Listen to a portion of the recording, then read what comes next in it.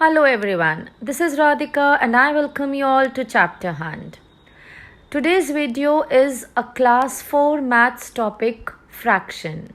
This is a revision worksheet and I'm sure this will be a very good help for all the students whose unit test, half yearlies, exams are approaching and for mothers as well जिनको एक worksheet चाहिए बच्चों को revision कराने के लिए, उनको एक टेस्ट का प्रैक्टिस कराने के लिए. So here I give you a practice worksheet on the topic fractions from class 4. आपको मैंने पूरा एक पहले क्वेश्चंस जो है वो इकट्ठा लिख के दे दिया है. So what you can do is children, if you are doing it on your own, तो इस क्वेश्चन को यहाँ से पढ़ो और उसको सॉल्व करते जाओ. Do it on your own, ठीक है. And if mothers are giving then what you can do is just इधर write down the questions for them, या ऐसा ही उनको दे दो और उनको करने के लिए दे दो. And for your help and to cross check I have provided the answer key after the question paper is over. Now पहला वाला क्वेश्चन आप पढ़ सकते हो. Classify the fractions according to the type of fraction. मतलब आपको इन सब parts में ये बताना है कि ये फ्रैक्शन किस टाइप की है, उस फ्रैक्शन की टाइप का नाम लिखना है, ठीक है. तो ये आप करो पहले एक क्वेश्चन. फिर सेकेंड क्वेश्चन है compare the fractions and right in ascending order. ठीक है, असेंडिंग ऑर्डर आप सबको पता है, छोटे से लेके बड़ा असेंडिंग ऑर्डर लिखा हो या इंक्रीजिंग ऑर्डर लिखा हो, आपको इन फ्रैक्शंस को असेंडिंग ऑर्डर में अरेंज करना है, ठीक है. इसके 3 पार्ट्स है. टेक योर टाइम, आराम से इसको सॉल्व करो. पूरा पेपर एक ही गो में सॉल्व करो और फाइनली लास्ट में आंसर्स चेक करना कि आपका क्या गलत है. And I am explaining also, मैं आपको वो आंसर्स कैसे आया है वो भी एक्सप्लेन करूँगी सो दैट आपको आपका गलती पता लगे अगर आपने कुछ करा है. And if not, if you have done well then kudos to you. Question number 3 आता है find 3 equivalent fractions. Equivalent fractions आप लोगों को पता है ABCDE. कैसे बनाओगे अभी मैं नहीं बता रही हूँ, कोशिश करके देखो, अपने आप बनाओ इसका इक्विवेलेंट फ्रैक्शंस कैसे बनाओगे. और जितना लिखा है क्वेश्चन में वो ज़रूर पढ़ना है. कभी 2 इक्विवेलेंट फ्रैक्शंस बोलते हैं, कभी 3 इक्विवेलेंट फ्रैक्शंस बोलते हैं. तो इसका आंसर सॉल्व करो. Now this are the last 2 questions. आपने अब क्या करना है, इसमें कंपेयर करना है. इसमें greater than, less than, equal to, कुछ भी ऐसा साइन लगाना है, ठीक है. फिर आ जाता है convert mixed fraction into improper fractions. ABCD ये 4 पार्ट्स आपको मिक्स फ्रैक्शन का दिया हुआ है, इसको आपको इम्प्रॉपर फ्रैक्शन में लिखना है, ठीक है. अ सिंपल वर्कशीट जिसमें कि आपको पूरा एक फ्रैक्शंस के टॉपिक का रिवीजन हो जाता है. Now once you solve this, here is the answer key for this. अब प्रॉपर फ्रैक्शन अगर A का आंसर है तो प्रॉपर फ्रैक्शन क्या होता है? प्रॉपर फ्रैक्शन होता है जिसका न्यूमरेटर डिनोमिनेटर से छोटा होता है. तो किसी भी फ्रैक्शन में अगर न्यूमरेटर छोटा है, डिनोमिनेटर बड़ा है, तो उसको आप लिखोगे प्रॉपर फ्रैक्शन. और जब आपने देखा कि एक फ्रैक्शन क्या होता है जिसका न्यूमरेटर भी होता है, डिनोमिनेटर भी होता है. न्यूमरेटर क्या चीज़? ऊपर वाला जो हम लिखते हैं नंबर, और डिनोमिनेटर नीचे वाला, D से डाउन, D से डिनोमिनेटर. इस तरह भी आप हिंट बना के याद रख सकते हो. अब इम्प्रॉपर फ्रैक्शन क्या होता है? जिसका न्यूमरेटर बड़ा होता है और डिनोमिनेटर छोटा होता है. अब आपका जैसे ई वाला पार्ट था वो मिक्स फ्रैक्शन था. मिक्स फ्रैक्शन कैसे था? मिक्स फ्रैक्शन वो इसलिए था क्योंकि उसमें एक तो होल नंबर दिया होता है और उसी के साथ में एक फ्रैक्शन भी होता है. तो जिसमें एक होल नंबर और एक मिक्स फ्रैक्शन होता है उसको हम लोग बोलते हैं मिक्स्ड फ्रैक्शन. इम्प्रॉपर आपको पता लग गया. अब आपको इसमें 2 टर्म्स और पता है ना, लाइक फ्रैक्शन और अनलाइक भी आया, H और I वाला पार्ट.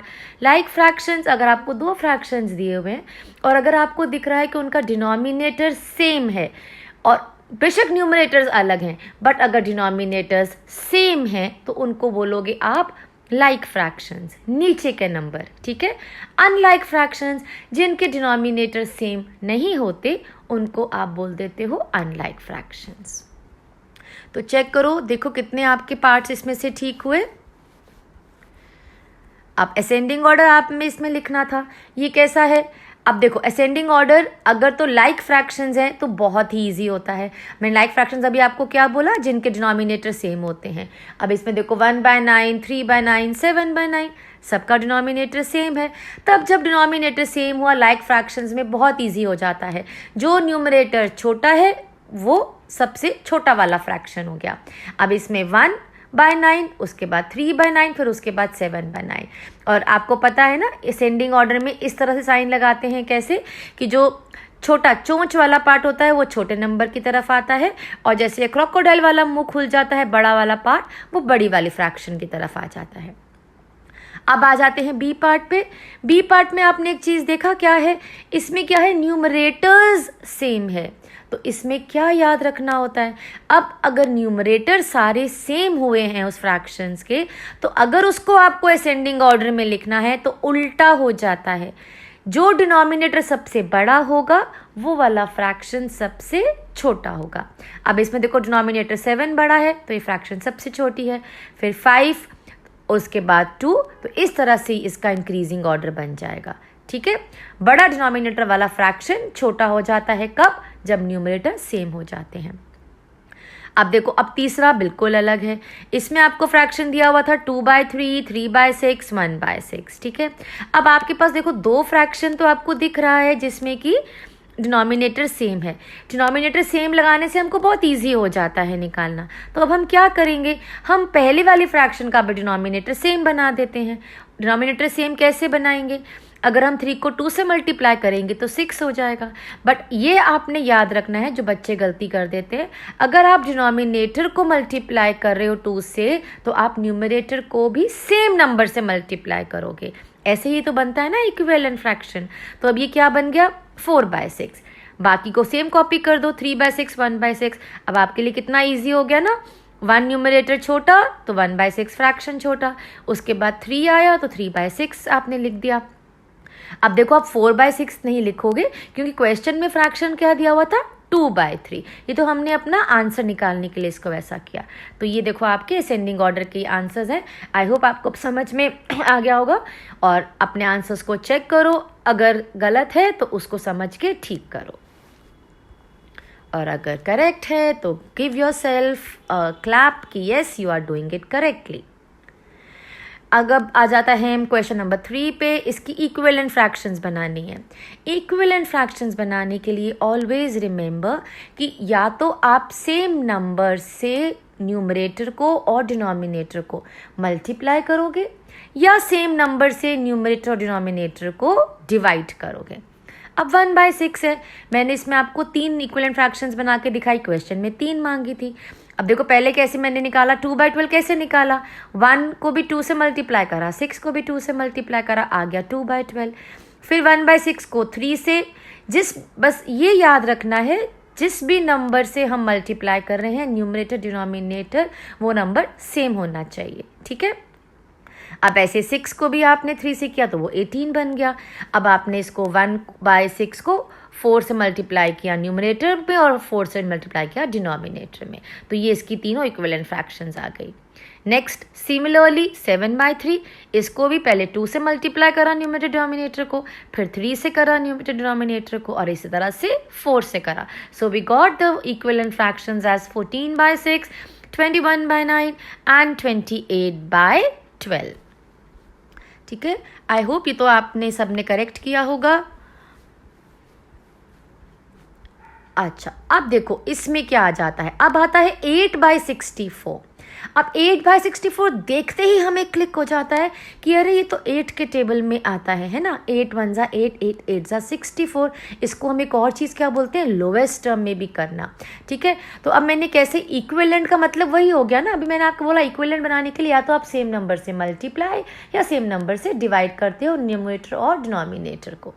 अब आपने 8 को 8 से डिवाइड करा, 64 को 8 से डिवाइड करा, आ गया 1/8। अब देखो इसमें आपको एक और चीज़ लगती है कि चलो 8 के टेबल में तो ये आता है, ये दोनों नंबर्स जो हैं ये 4 के टेबल में भी आते हैं, तो हमने इसका इक्विवेलेंट निकालने के लिए इसको 4 से डिवाइड कर दिया। 8 को 4 से डिवाइड किया, 64 को भी 4 से डिवाइड किया, तो आ गया 2/16।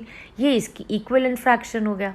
अब फिर हमने क्या किया, अरे ये तो 2 के टेबल में भी आते हैं, है ना। 2 के टेबल में 8 भी आता है और 2 का डिविजिबिलिटी रूल हमें पता है, इसकी वंस प्लेस पे 4 है, तो ये 2 के टेबल में आएगा ही। नहीं कर सकते हो तो सिंपली रफ कॉलम में 64 अंदर लिखो और 2 से डिवाइड करके देख लो, आपको पता लग जाएगा, वो आ गया 32। अब आपको ये डिसाइड कैसे करना है कि कब मल्टीप्लाई करें और कब डिवाइड करें। देखो बेटा, अगर आप 8/64 है करने को, आप इसको वैसे भी कर सकते हो कि ऊपर इसको 2 से मल्टीप्लाई करो, ऊपर 64 को 2 से मल्टीप्लाई करो, फिर 8 को 3 से मल्टीप्लाई करो, 64 को 3 से मल्टीप्लाई करो। It will give you a very complicated, बहुत बड़ा बड़ा सा आंसर आ जाएगा। तो जब आपको लग रहा है कि लोएस्ट टर्म में हो जाएंगे, तो आप समझ जाओ जब भी लोएस्ट टर्म में हो जाएंगे तब आप इनको डिवाइड करके इसका इक्विवेलेंट फ्रैक्शंस निकाल दो। ये थोड़ी थोड़ी चीज़ें आपको प्रैक्टिस से आ जाती है। फिर आया 35/21। ये भी आपको दिख रहा है कि एक टेबल तो है जिसमें कि ये आ जाता है। देखो ये क्वेश्चन थोड़ा सा अलग है, फिर से ये वाला पार्ट। अब देखो 35/21 आपको दिख रहा है कि अच्छा ये तो 7 के टेबल में आता है, तो एक तो पहला आप इक्विवेलेंट फ्रैक्शन पहला तो निकाल ही दो, है ना। 7 से डिवाइड करा, 7 5 35, 7 3 21। अब जैसे 8/64 था, वो 8 के टेबल में भी आ रहा था, 4 के टेबल में भी आ रहा था और 2 के टेबल में भी आ रहा था। अभी 35/21 तो सिर्फ 7 के टेबल में ही आ रहा है। तो अब हम क्या करेंगे, अब हम इसमें अपना दिमाग नहीं लगाएंगे, हम सीधा सीधा इसकी मल्टीप्लिकेशन से इक्विवेलेंट फ्रैक्शन निकाल देंगे। 2 से मल्टीप्लाई करके निकाल दिया न्यूमरेटर डिनोमिनेटर को, आ गया 70/42। फिर हमने इसको 3 से मल्टीप्लाई कर दिया न्यूमरेटर और डिनोमिनेटर को, and we got 105/63। So all the things you will learn by practice. तभी कहते हैं मैथ्स जितना प्रैक्टिस करोगे उतना आपको क्वेश्चन देखते ही समझ में आ जाएगा कि इसको सॉल्व कैसे करना है। 4/8। अब 4/8 भी आपको मुझे पता है समझ में आ जाएगा कि अरे ये तो बिल्कुल लोवेस्ट टर्म में हो रहा है, 4 के टेबल में दोनों आ जाएगा, 4 1 8, 4 2 8। हमने एक इक्विवेलेंट फ्रैक्शन निकाल दिया। अब आप तो ये जानते हो कि ये 2 के टेबल में भी आता है, तो 2 2 4, 2 4 8, ये एक और इक्विवेलेंट फ्रैक्शन बन गया। अब नहीं किसी और टेबल में आएगा, नहीं आएगा तो कोई बात नहीं, हम इसको मल्टीप्लाई करके निकाल देंगे। बस यही आपको चीज़ समझनी है। अब ये 2 टेबल्स में आ रहा था, खत्म, डिवाइड करके निकाल दिया। अब आगे नहीं आ रहा तो 4 को मल्टीप्लाई करा 2 से, 8 को भी मल्टीप्लाई करा और इक्विवेलेंट फ्रैक्शन निकाल दिया। ठीक है, इस तरह से इसको समझ के करो and check your answers now. Can keep on practicing questions like this so that आपका फ्रैक्शंस का टॉपिक अच्छे से कवर हो जाए। अब आपको इसमें कंपेयरिंग करना था 3/4 और 12/16। कंपेयर करने के लिए ना पहले आप देखो कि आप अगर किसी को लोएस्ट टर्म में ला सकते हो। देखो 12/16 को हम लेके आ सकते हैं, 4 3 12, 4 4 16। अब देखो ये बन गया ना, यहाँ भी 3/4 वहाँ भी 3/4, तो ये दोनों फ्रैक्शंस क्या हो गई हमारी इक्विवेलेंट, बीच में आ गया इक्वल टू का साइन। अब नीचे का देखो क्वेश्चन 4/5 है और यहाँ पे 1/2 है, 4/5 और 1/2। वो मैंने 5 आपको पेंसिल से वो करने के लिए दिखाया, इसलिए I read it wrong. Now this is 4/5 and 1/2। अब आप देख रहे हो इसमें कि ये तो लोएस्ट टर्म में भी नहीं होंगे, ये लाइक फ्रैक्शंस भी नहीं है। लाइक फ्रैक्शंस होते, डिनोमिनेटर सेम होते तो बड़ा इजी हो जाता। अगर इनके न्यूमरेटर सेम होते तो भी आप कैलकुलेट कर लेते थे। बट अब ये तो फ्रैक्शन ऐसे आ गई जिसमें ना तो न्यूमरेटर सेम है, ना डिनोमिनेटर सेम है, और ना ही ये क्या है, इक्विवेलेंट है। तो ऐसे क्वेश्चन को करने के 2 तरीके होते हैं। जो भी तरीका आपको अच्छा लगता है वो आप कर सकते हो। I have shown you both the ways. What you do is you multiply, cross multiply करोगे, ठीक है, इनको अनलाइक फ्रैक्शंस को। 4 को 2 से मल्टीप्लाई करके लेफ्ट साइड पे लिखा, आया 8। 5 को 1 से क्रॉस मल्टीप्लाई करा, राइट साइड पे लिखा, आया 5। अब जो सा नंबर बड़ा है वो फ्रैक्शन बड़ी है। 8 बड़ा होता है 5 से, तो सीधा सीधा हमको ये समझना है कि 4/5 जो फ्रैक्शन है वो 1/2 से बड़ी है। और इसका तरीका क्या होता है, आपको मैंने क्या बोला था कि कोई भी चीज़ कंपेयर करना है, इजी क्या हो जाता है, उसको लाइक फ्रैक्शन बना दो। लाइक फ्रैक्शन मतलब डिनोमिनेटर सेम लेके आ जाओ। 4/5 1/2। अब डिनोमिनेटर 10 बनाओगे इसका, तो आपका पहला वाला फ्रैक्शन बन गया 8/10, दूसरा बन गया 5/10। देखो सेम आ गया ना, 8 बड़ा होता है 5 से, और हमने उसको शॉर्टकट में कर दिया। Now it's your way, your wish, what ever way you want. This is the answer for question number 4 part A and B. Okay, now the last question is आपको इसको क्या बनाना है, मिक्स्ड न्यूमरल से improper fraction बनाना है. इसका क्या तरीका होता है, देखो 2 1/3, 3 से स्टार्ट करोगे डिनोमिनेटर से, होल नंबर से उसको मल्टीप्लाई करोगे और न्यूमिनेटर से प्लस कर दोगे. बस इसको अच्छे से याद कर दो. क्या चीज़, आई रिपीट, डिनोमिनेटर को होल नंबर से मल्टीप्लाई करो और न्यूमिनेटर से प्लस कर दो. तो देखो 3 × 2 6 + 1 7/3. अब बी वाले पार्ट में देखो 5 × 5 25 और उसको न्यूमिनेटर को प्लस कर दो 27/5. इसी तरह से 7 × 7 डिनोमिनेटर को और होल नंबर को मल्टीप्लाई कर दो. 7 7 49 + 4 53/7. और इसी तरह से डिनोमिनेटर को फिर हमने होल नंबर से मल्टीप्लाई करा. 3 को 4 से करा 12 + 2 14/3. So okay, this completes your worksheet. अपने आंसर्स चेक करो. कोई भी डाउट है तो आई होप आपको समझ में आ चुका होगा. Keep on practicing this way only. और I hope you must have found this video useful. Do share it with your friends and family जिनको आपको लगता है कि ये देख के उनको फ़ायदा लगेगा. And please subscribe to Chapter Hunt for many such informative videos. And do comment section में ज़रूर एक बार मुझे बताओ कि आप किस चीज़ का रिविजन वर्कशीट या practice, any subject, any topic. I'll try to upload that video soon. So stay tuned to our channel.